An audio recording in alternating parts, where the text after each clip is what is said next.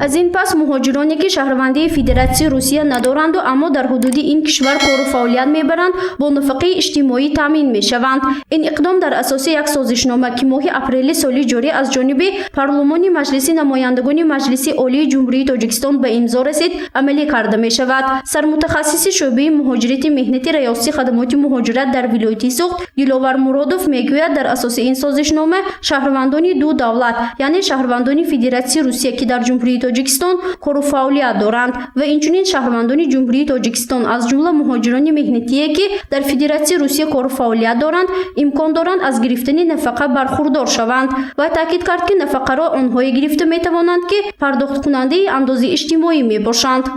در قلمرو فدراسیون روسیه یعنی طبق سندهای معیاری حقوقی که تنظیم کننده هم مهاجرت مهنتی و هم نفقه می باشد در اساس همین سندها می توانند با داشتن شرطنامه مهنتی با کارفرما می توانند در حالت رسیدن به سن نهایی نفقه می توانند از نفقه برخوردار باشند.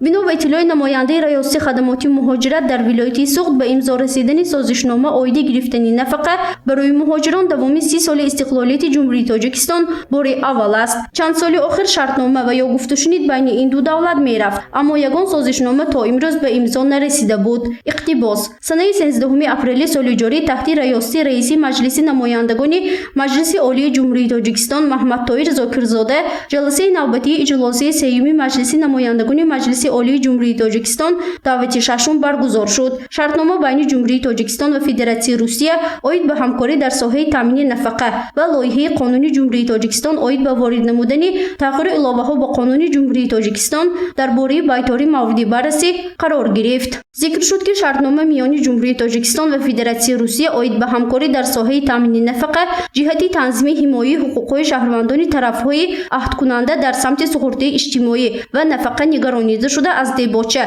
5 فصل و 22 ماده عبارت می باشد. طبق شرطنامه مذکور منبع طرف‌ها برای سابقه کاری شهروندان هر دو طرف که در حدود کشور خود به سپورت نفقه‌ای فرا گرفته شدند در اساس قانونگذاری خود نفقه تعیین می‌کند. یعنی اگر شهروند فدراسیون روسیه در جمهوری تاجیکستان فعالیت مهنتی انجام داده باشد با رعایت مقررات قانونگذاری جمهوری تاجیکستان به او متناسباً به سابقه مهنتیش در جمهوری تاجیکستان نفقه تعیین کرده می شود. اینچنین همین ترتیب نسبت به شهروندان جمهوری تاجیکستان که در فدراسیون روسیه فعالیت مهنتی انجام می‌دهند طبق قانونگذاری فدراسیون روسیه با آنها متناسباً به سابقه کاریشان در این کشور نفقه تعیین کرده می شود که دایره تطبیق آن را ماده 2 شرطنامه مذکور تنظیم می‌نماید. پایان اقتباس.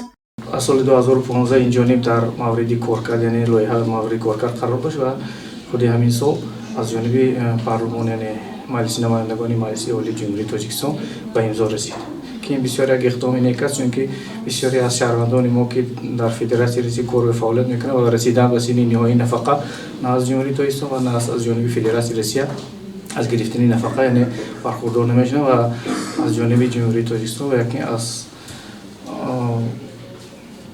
نفقه خیلی ناچیز میگرفتند. از به امضا رسیدن سازشنامه مذکور 6 روز گذشت. در یک پرسش سریراهی اکثر ساکنان از قرار مذکور اظهار خوشنودی نمودند. معلوم شد که بیشتری آنها از این نوگانی علاقه آگاه هستند اما نفرانی بیخبر نیز کم نیستند. به گرجدان سو در نظر داریم ما. چونه عمرش بیکار نمیگذارد. این پستو پاکی نیک نقض میشد. از اون جمله یا که مهاجرای رسیب که نقض شود تاجیکستان به انتقال میشد، عبرات میشد، مردم به نقض میشد، امانی میشد. البته فایده مهاجران آیلشان تین میشد، پوری سیری میشد. ما طرفداریم. از خودش نیستیم مهاجرت رفتگی؟ نه من احتمال نیستیم.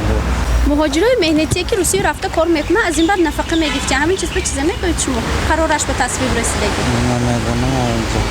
من نمیدونم همون که طبق طبق معلومات بخش خدمات مهاجرت در فرودگاه بین المللی خوجند دوامی 3 ماهه اول سال جاری بیش از 50,000 نفر از حساب ساکنان ولایت سوخت به مهاجرت مهنتی سفر کردند. این نشان داد در مقایسه به همین دوره سال گذشته زیاد ارزیابی کرده می شود. سبب از بین رفتن پاندمی کرونا ویروس و برقرار شدن خطسرهای مقرری به دیگر دولت ها محسوب می شود. اطلاع داده شد که از شماره عمومی مهاجران مهنتی سن سال 247 نفرشان به نفقه نزدیک یعنی از 60 ساله بالا را تشکیل می دهد. این گروه مهاجران منبعد امکان دارند از گرفتن نفقه برخوردار شوند.